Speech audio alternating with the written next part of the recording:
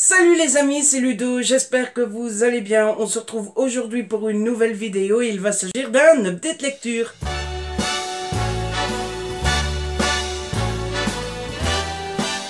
Comme d'habitude, j'ai rassemblé 4 livres, 4 livres dont je dois vous parler depuis un bon moment, il faut bien le reconnaître.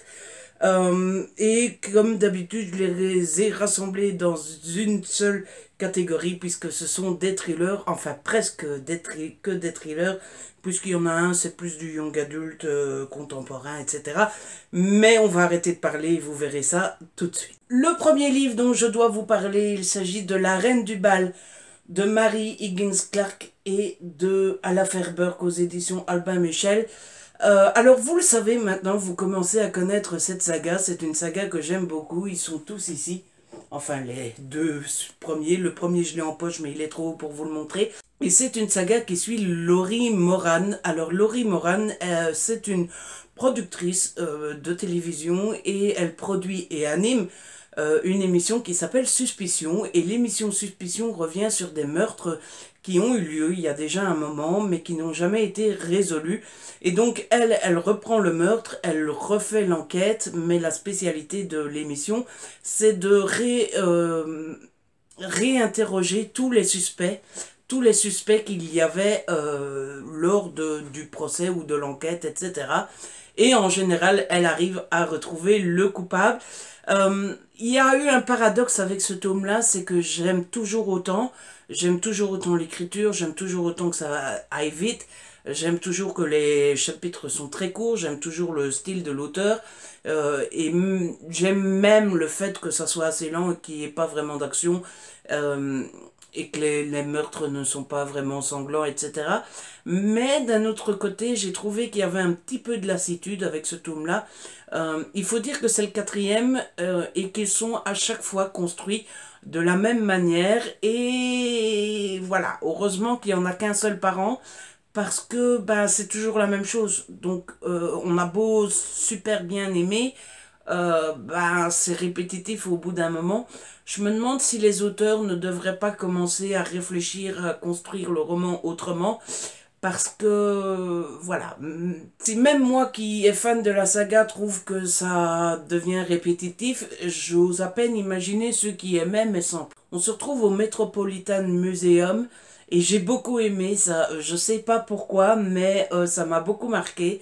Euh, j'ai eu aucun mal à me représenter dans ce musée, alors que j'y ai jamais mis les pieds, j'ai même jamais été jusque là-bas, ni aux États-Unis, ni rien. Mais pourtant, je sais pas pourquoi, le Metropolitan Museum, ça m'a marqué. J'avais l'impression d'être dans un lieu classe, d'être dans un lieu prestigieux et compagnie. Donc c'est quelque chose que j'ai beaucoup aimé. Euh, j'ai beaucoup aimé le cas sur lequel on enquête aussi, c'est-à-dire que c'est une jeune femme qui se retrouve sur le toit et qui s'écrase par terre. Voilà. Ça pourrait être un suicide, mais non, c'est un meurtre, sauf que ben, difficile de comprendre qui était sur le toit avec cette jeune femme, surtout que c'était pendant une réception, donc il y avait beaucoup de monde, on ne sait pas qui a fait les allées et venues et compagnie. Il y a une belle brochette de suspects quand même. Comme d'habitude, ça n'a pas raté, je n'ai pas deviné qui était coupable. Mais j'aime toujours autant Laurie. Euh, Laurie qui fait son métier tête baissée, qui ne fait pas attention, qui a quand même du mal parce qu'elle est quand même sous pression de la part de sa chaîne, de la part de son patron, de la part de tous les responsables qui sont au-dessus d'elle. Elle doit aussi composer avec ce nouveau présentateur de son émission qu'elle n'aime pas beaucoup. Donc voilà, c'est quand même assez difficile pour elle, mais elle s'en sort, elle fait son truc et elle se prend pas la tête, et ça c'est génial. Et puis ce que j'aime beaucoup dans cette saga aussi, c'est la famille de Loran, puisqu'elle vit avec son père qui est un ancien policier et qui lui l'aide de temps en temps, puisqu'en tant qu'ancien flic, il a gardé de l'influence et des relations. J'aime beaucoup son petit-fiston. Son petit-fiston, le fils de Loran, de Laurie, pardon, est peut-être l'un des personnages les plus touchants dans cette saga. C'est un petit garçon, je ne connais plus trop son âge, mais il est tout mignon, on sent qu'il aime terriblement sa mère, et il est tout choupi, on a juste envie de lui faire un gros câlin et de lui faire un bisou. Euh, et puis il y a son homme, celle dont elle est amoureuse. Euh, ça s'annonçait mauvais dans les tomes précédents. Mais finalement, ça s'arrange petit à petit dans ce tome-ci. Et moi, j'étais content parce que je les aime bien et je trouve qu'ils vont très bien ensemble. Mais bref, j'ai passé encore un bon moment, mais il y a eu une petite pointe de lassitude. Ensuite, je vais vous parler de quelqu'un que j'aime beaucoup, beaucoup, beaucoup, beaucoup. Il s'agit d'Harlan Coben, puisque j'ai lu Double Piège aux éditions Belfond dans la collection noire. J'aime beaucoup Harlan Coben, vous le savez, je pense que tout le monde le sait maintenant, et pourtant j'ai été terriblement déçu par ce livre. Je sais pas ce qui s'est passé, c'est peut-être moi qui en attendais beaucoup trop, mais j'ai été terriblement déçu pour deux raisons. La première étant que pour moi, dans ce roman, il manque de ramifications. J'ai l'habitude de vous dire que Harlan Coben, c'est un auteur que j'aime beaucoup parce qu'il y a plein de ramifications, parce que il y a révélation sur révélation, parce que quand on pense que c'est fini, qu'on sait tout, c'est pas le cas, et voilà, ça part dans tous les sens, on sait pas où donner de la tête, on sait pas, on s'attend à tout, on est là, on trépigne sur son siège, on peut pas, et là non, voilà, j'ai trouvé ça... Il m'a manqué cette patte Coben pendant tout le long du roman et j'étais vraiment, vraiment, vraiment frustrée. Et puis la deuxième raison qui a fait que je n'ai pas aimé ce roman, c'est la personnage principale, puisque c'est une fille. Je ne sais plus comment elle s'appelle, vous savez, moi et les prénoms. J'ai pas aimé parce que pour moi, c'est pas logique. Euh, donc c'est une ancienne militaire. euh, et voilà, et c'est dur de dire des trucs sans spoiler. Et donc, elle fait des trucs pendant tout le roman, elle a une façon de penser, elle a quelque chose qui fait qu'on croit que, voilà. Et finalement, non, j'ai pas été convaincue lors de la révélation. Pour moi, c'est pas du tout logique et pour moi, ça contredit tout ce qu'elle a fait pendant tout le roman. Alors vous allez me dire, c'est chouette, ça pourrait être bien parce que bah, c'est chouette d'être surpris, de se dire bah waouh, je ne l'ai pas vu venir et compagnie. Oui, ça arrive de temps en temps qu'on se dise mais oui, c'est vrai que à ce moment-là, c'était bizarre, machin bidule. Mais non, là pour moi, ça l'a pas fait, je suis pas convaincue. Je trouve que ça va pas du tout. Et ça m'a beaucoup, beaucoup, beaucoup frustré. Par contre, ce qui est toujours aussi magique avec l'auteur, c'est que j'ai l'impression que je pourrais reconnaître son écriture entre mille. Je sais pas comment il se débrouille tout le temps pour nous prendre comme ça, nous embarquer. On voit pas les pages passer, on voit pas les chapitres passer, on voit pas le temps passer. Euh, Moi, je commence un de ces romans, je peux plus m'arrêter, c'est impossible. Euh, c'est incroyable, quoi. Moi, je sais pas. Je sais pas comment c'est possible. Il doit y avoir un secret quelque part, mais je ne le connais pas. Et puis, dans ce roman, ce qui est chouette, c'est qu'il y a deux thèmes principaux. La première étant la guerre. Je sais pas trop par quoi l'auteur a été influencé pour nous parler de ça, mais il nous parle de la guerre étant donné que le personnage principal est militaire et il nous parle plus précisément des militaires et des combattants qui reviennent au pays et qui, les pauvres, sont complètement brisés, qui n'arrivent pas à oublier les horreurs qu'ils ont vues et qu'ils ont faites. Euh, et, et quand on y pense, c'est triste et on peut qu'imaginer ce qu'ils ont vu et ce que c'est qu'être militaire et revenir. Euh, donc voilà, cette pauvre dame, elle est brisée comme beaucoup de militaires américains le sont. Et c'est un sujet qui m'a pas mal touché. Le deuxième sujet étant la famille. Là, tout de suite, c'est beaucoup plus récurrent dans les thrillers, les secrets de famille et compagnie. Ceci dit, ça marche toujours aussi bien, hein, quand c'est bien fait. Euh, Et puis il y a la fin qui bah, forcément m'a un peu laissé perplexe puisque bah, je vous le disais, j'ai pas été convaincu. Donc voilà, c'est le premier Harlan Coben que je n'aime pas, que je n'aime pas du tout. Et bah, j'espère que ça sera le dernier parce que quand je l'ai refermé, je me suis dit, oh non, Harlan Coben, non, non, non, t'as fait fausse route là. Non, c'est pas, non, c'était pas bien, j'ai pas aimé, voilà. Désolé Harlan, mais bon, on se rattrapera avec le prochain. Ensuite, j'ai lu il court, le furet de M.G. Erlich aux éditions 10-18. Alors, j'avais adoré le premier tome qui s'appelle Amstramgram, piqué piqué collégramme. Je le fais à chaque fois. Hashtag il est lourd. Bref, j'avais adoré le premier roman et donc bah, il fallait absolument que je lise le deuxième. J'ai adoré. Alors j'ai eu un petit souci qui n'a rien à voir avec le livre, mais tout simplement avec moi, c'est-à-dire qu'il y a beaucoup de références au premier tome et moi bah, j'ai laissé beaucoup de temps passer entre le premier et le deuxième tome et donc bah, j'étais parfois un petit peu perdu et je me souvenais plus toujours très bien de quoi parlait l'auteur et de quoi il faisait référence. Et donc voilà, il faut absolument les lire plus rapprochés. Là j'ai le 3 que je dois lire et le 4 arrive, donc je vais faire les 3 et 4 ensemble. Mais voilà, j'ai toujours autant aimé ce livre.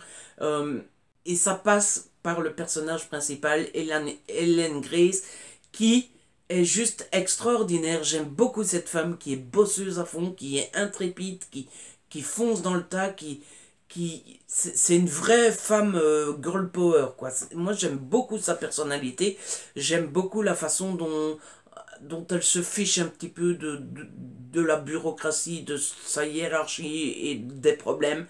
Oui, elle a des problèmes, mais elle fonce dedans et rien ne l'arrête et ça j'aime beaucoup. Euh, L'histoire principale de celui-ci, c'est encore avec un serial killer et j'ai juste kiffé. Il faut dire que le serial killer s'en prend aux prostituées et il est complètement starbé le type.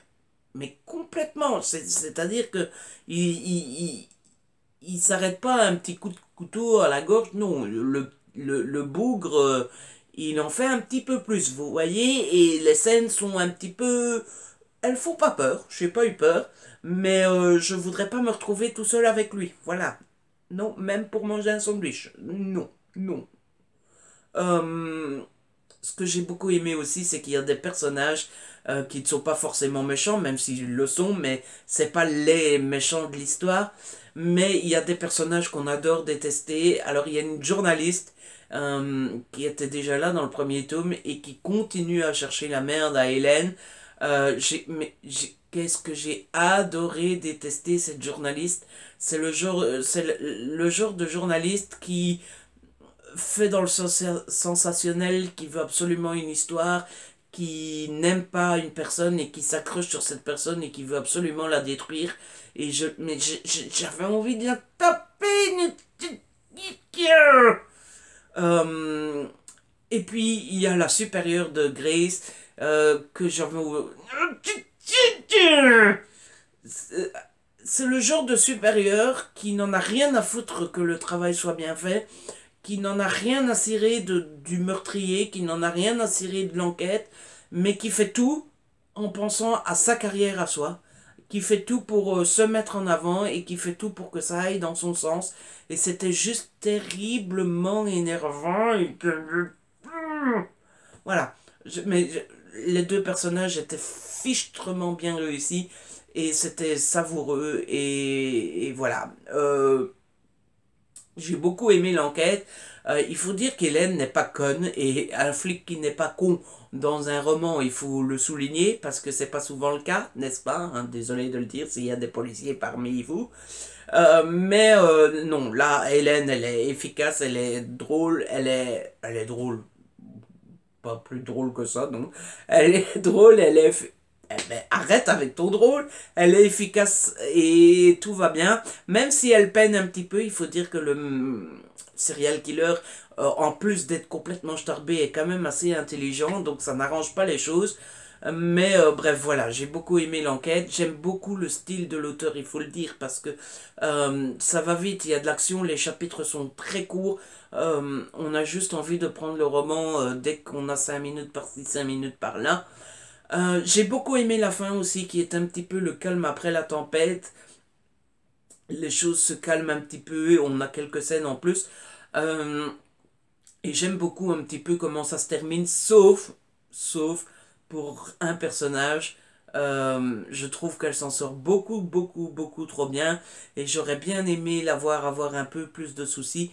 Mais que voulez-vous, on ne peut pas avoir tout ce qu'on veut.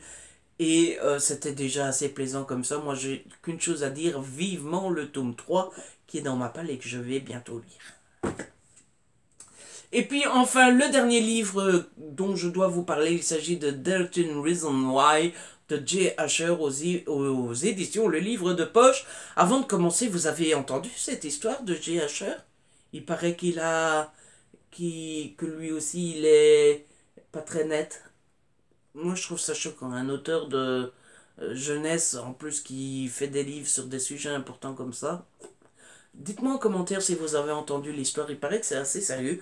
Bref, c'est complètement hors sujet. Alors, j'ai détesté ce livre. Voilà. Il y a plusieurs choses qui me posent problème. La première étant Anna, et cette histoire de cassette, de suicide et de machin et de bidule. Alors, je vais parler du suicide et je vais vous dire ce que ce que je pense de l'histoire d'Anna. Euh, je vais peut-être dire des bêtises et voilà, je me suis pas renseigné sur le suicide et compagnie, donc ne m'en veuillez pas si je dis des bêtises. Ce que je n'ai pas compris chez Anna, c'est que j'ai du mal à imaginer euh, qu'une personne se dise ben, je vais me suicider, mais avant je vais tout raconter sur des cassettes. Comme ça j'emmerde mon monde, hein, voilà, et selon moi tu te suicides. Tu penses longtemps avant, mais tu te suicides, voilà, un beau matin, sans être trop, tu te suicides, et voilà. Mais j'ai du mal à imaginer quelqu'un qui voudrait se suicider, mais qui pense à se venger, qui prend son temps à raconter sa vie sur des cassettes, une fois que c'est fait, de faire en sorte que les cassettes arrivent aux personnes, et une fois que tout ça soit fait, de me suicider. J'ai du mal à penser que c'est juste. Voilà. Après, je m'y connais pas du tout en suicide. Je ne sais pas. Je me suis pas renseigné sur le comportement de ceux qui se suicident et compagnie. Mais quand j'ai lu le livre, je me suis dit. J'avais du mal à accrocher à l'idée que ça soit réaliste. Et donc, ça partait déjà mal. Ou alors, elle l'a fait, elle a enregistré les cassettes sans penser au suicide au début. Et puis, mais en lisant le livre, on a plutôt l'impression que, voilà, elle pensait déjà au suicide au moment de raconter les cassettes. Et voilà, moi, ça m'a pas du tout. euh, j'ai pas été convaincue par cet aspect des choses. La deuxième chose qui m'a dérangé avec Anna, c'est qu'elle fait écouter les cassettes à Clay, pardon, Clay. Euh, et en fait, avant de parler de Clay, il faudrait peut-être resituer un petit peu l'histoire. Donc c'est Anna qui se suicide, et avant de se suicider, elle trouve qu'elle a 13 raisons qui font qu'elle a envie de se suicider. Elle les raconte sur des cassettes et elle les envoie à des types, aux 13 personnes pour qui, selon elle, elle s'est suicidée. Et donc, dans ces personnes, il y a Clay, et le roman commence au moment où c'est Clay qui reçoit les cassettes. Voilà. Et moi, j'ai eu un gros problème avec ça, c'est que Clay n'a rien fait à Anna. C'est-à-dire que Clay ne fait pas partie des personnes pour lesquelles elle se suicide, mais elle décide de les envoyer quand même. Et je me suis dit, ben, c'est quand même un petit peu fort de café. Hashtag expression des années 80. C'est-à-dire qu'elle passe son temps à dire à tout le monde vous êtes affreux, c'est à cause de vous que je me suicide, et machin et bidule et bazar, alors qu'elle raconte des horreurs sur ses cassettes. C'est très anxiogène, très, ça me met parfois un peu mal à l'aise. Donc elle raconte tout ça sur des cassettes et elle les envoie à un type qui lui a rien fait et qui est amoureux d'elle. Moi j'ai trouvé que bon bah côté méchanceté, on fait pire quand même, parce que le pauvre, il doit se taper 13 cassettes, où Anna raconte qu'elle est malheureuse, qu'elle s'est fait persécuter, machin et bidule, et puis elle lui dit, bah en fait, toi, t'as rien fait. Bah alors ne lui fais pas écouter tout ça. Il est amoureux de toi, il est déjà malheureux comme ça, et toi, tu lui envoies tout ça. Non, moi, j'ai trouvé que finalement, dans l'histoire, c'était presque elle, la plus méchante de tous. Voilà, ça c'était pour l'aspect suicide et compagnie. Évidemment, ça m'a beaucoup touché. Évidemment, c'est un sujet qui ne peut que nous toucher, le suicide chez les jeunes. Euh, le fait qu'il y ait beaucoup de jeunes qui soient pas forcément bien dans sa peau, le fait que beaucoup de jeunes s'amusent à persécuter, à harceler les autres et compagnie, c'est un sujet qui touche beaucoup et on ne peut qu'être touché par ce genre d'histoire. Euh, et puis mon autre problème avec ce livre est la façon dont il est construit. C'est-à-dire que vous avez deux sortes d'écriture. Vous avez l'écriture en gras, ça c'est les cassettes d'Anna, et les écritures en normal, ça c'est Clé. Et en fait, il n'y a qu'une seule chose qui nous intéresse dans le roman, c'est l'histoire d'Anna, les cassettes d'Anna. Le problème, c'est qu'on a droit aux pensées de Clé, qui était amoureux, et non seulement on s'en fout complètement, enfin c'était mon cas, non seulement je m'en foutais complètement, mais en plus vous avez une ligne de cassette, une ligne de J, un paragraphe de cassette, une ligne de J et compagnie, et ça cassait le rythme à chaque fois, c'est-à-dire que on était dans la cassette, puis c'est J, cassette, J, cassette, J, ça casse le rythme et on n'arrive pas à être bien dedans et à dire ça y est, là on est en plein dedans et compagnie. C'était vraiment casse-pied. Et puis ce qui était mauvais aussi, c'est que oui, on a les pensées de Jay et si c'était si ça faisait construire l'histoire, c'était intéressant. Le problème c'est que le, tout ce que fait Jay, c'est dire oh la pauvre, oh comme c'est terrible, oh mais je t'aimais Anna, oh c'est terrible, oh mais je t'aimais Anna, oh mais c'est terrible, oh mais je t'aimais Anna. Enfin bref, c'est très touchant tout ça, mais on l'a lu 15 fois, c'est bon quoi, on sait, c'est terrible et tu l'aimais, mais à un moment on raconte autre chose quoi. Donc voilà, j'ai un vrai problème avec ce roman. Et ça ne l'a pas fait du tout pour moi. Le seul point positif, c'est que ça m'a donné envie de regarder la série. Mais quand? Ça, peut-être à ma retraite. Donc voilà, c'est là-dessus que se termine cette update lecture. J'espère que cette vidéo vous a plu. Si c'est le cas, n'hésitez pas à la liker, à la partager. N'hésitez pas non plus à laisser un petit commentaire comme d'habitude. Si ce n'est pas encore fait, abonnez-vous, c'est gratuit et ça fait plaisir. On se retrouve très vite pour une nouvelle vidéo. D'ici là, prenez soin de vous et de ceux que vous aimez. Ciao.